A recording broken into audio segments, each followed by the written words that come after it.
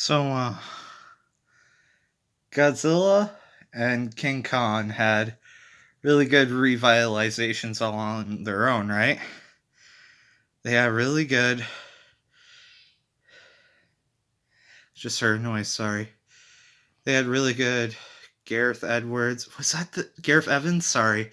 Who directed the 2013-2014 Godzilla movie? I'm trying to remember. The one with Aaron Taylor Johnson. Anyways, point being, that one was really good. And then Kong Skull Island came out, and that one was very good. And then something happened.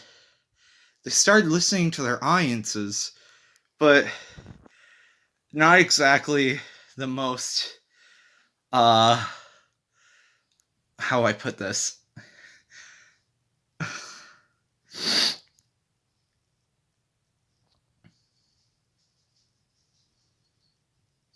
How do I put this?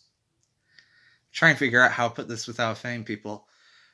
Not the most, like, artistic audience members. I did not say autistic, I said artistic. Uh, what I mean by that is, they weren't, like, concerned with elements of, like, what makes a film, like, good characters, good plotting, things like that. They just wanted to see monsters punch each other for 2 solid hours without any characters or plot or any of that nasty stuff to get in the way. But that's what makes a movie. And you have to have a movie in there. You can't just have the action sequences in between. I would love to see a movie that does that, where it's just the action sequences in between. If you're going to do it, do it. Just go with something like artistically interesting like that, where it's like, if you're going to commit, but it doesn't. It does the very studio product thing that you expect it to do. Take a wild guess what the plot of this movie is and how it ends, and I will guarantee that you're right. The director lied so hard, like Star Trek Into Darkness level of lying, about how this goes, that it actually left me stunned and floored. Your first guess when you saw the title, when you saw the trailer, when you saw the poster, everything is correct. I can say yes. It is that dumb and generic and stupid, and it's everything that we hated about Batman versus Superman when it did that, and we did not let it get away with it when it did that. But for this movie, everyone's letting it get away with it, and I don't understand why. The characters are so much worse than anything I can think of. There's not a single likable character amongst the entire cast. The most character development given to any character is Khan, because he feels like more of a real human being than any of the actual human beings in the movie, because they make him so relatable by scratching his butt. And I'm not joking, these are the actual things I think about, even though I heard it was going to be like this, and that was the good thing apparently going in. And I thought I could enjoy it as like a dumb fun movie, but wow, it just continually gets worse and worse as it goes on, and their attempts at being funny are continually unfunny with their comedic sidekicks that they keep throwing and writing in, but they don't land a single funny joke. It's kind of baffling to me how none of the jokes even seem to register as jokes, because they're so, like, not funny. When I said who the comedic characters were to someone I saw the movie with, and like why I didn't like that aspect of the movie, they're like, wait, that character was supposed to be funny? I was like, yeah, I know, we're at that level of badness. And what they brought up I found very interesting and ponder, which is, it kind of got ruined when the kids came in, and it started to feel like more of a kids film than like a mature, nuanced, like, actual story, instead of like, haha, big dumb dinosaur fight.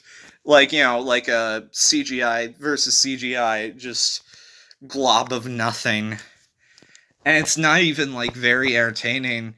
I thought that with the director at the helm that they picked, who seemed like the perfect choice for this, who had recently helmed Your Next, The Guest, and the very controversial live-action Netflix Death Note adaptation, which I actually liked, even though a lot of people hated. Everyone hated, if I'm being honest. I liked all of those. a lot, but this is such like a studio corporate product movie that like you know exactly what you're gonna get with it, and you're gonna get that, but it's gonna be even worse than you're anticipating, even though you're anticipating it to be just this overwhelming massive meh to like get everyone through like this time in our lives. But since it gets us through that time in our lives, like we have to give it a pass, even though it's worse entertainment than we've gotten recently, and I'm just not willing to do that. In fact, I've made recent adjustments to like my grade scale. I gave the equally atrocious, but now I'm putting it up on a higher pedestal, Godzilla 2. I gave that originally a 7.25, and then in retrospect, I was like, no, that's too high. I need to reevaluate what a 7.25 means. So I'm gonna lower that considerably now. It's no longer a 7.25. That's way too high. But this, I originally thought I was gonna give it like a 7, but then in retrospect, I was like, no, that's too high. As I got further into the movie, and I'm not even sure if I want to give it a 6 because that feels too high as well. It feels too generous. So then, after careful deliberation about everything in the movie, about my entertainment value, about the actors' performances, which were all just kind of, and about just the general statement of the movie, which it did have some artistic merits to it. It seemed towards the beginning to try to like have some visual religious imagery and like uh relationship to like past art and stuff like that. And it was definitely trying to say some things like the relationship between godliness and mankind, and like different points throughout history that have like commented on that. Like that was the most interesting thing in the movie for sure. But like it scratches it on such a surface level because audiences aren't going to want to listen to that when they can see CGI punching itself for 2 hours and go like I just don't get the appeal. It's like Pacific Rim. I don't have enough 5-year-old in me to enjoy that. I don't have enough like, whoa, that's so epic. It's like the end game problem again. So yeah, I think I have to give this a 5 out of 10. Maybe even 5 is too generous. I don't know. But like, I mean, it wasn't the worst thing I've ever seen, but there's just so much potential squandered. And the worst part is what made this such a big disappointment was it started off on the best foot that the movie had with the whole making King Kong like just a very chill and lazy like dude, like, you know, a relatable guy. Like that was the funniest joke they had in the whole movie, was just having this guy just be like, whatever, the humans just use me to like fight Godzilla, but I don't really care one way or the other.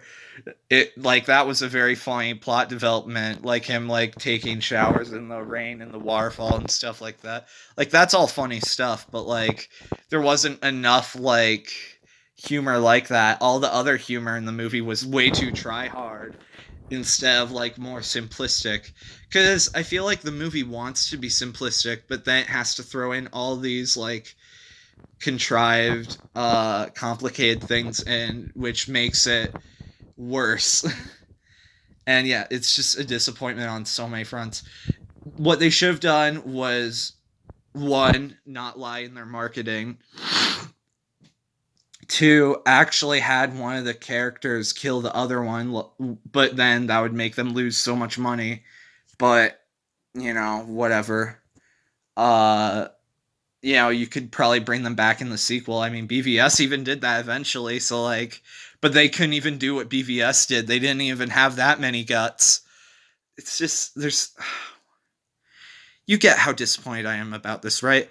I mean, I'm calling BVS the better movie by far. Like, by far. That should tell you about the quality of this movie.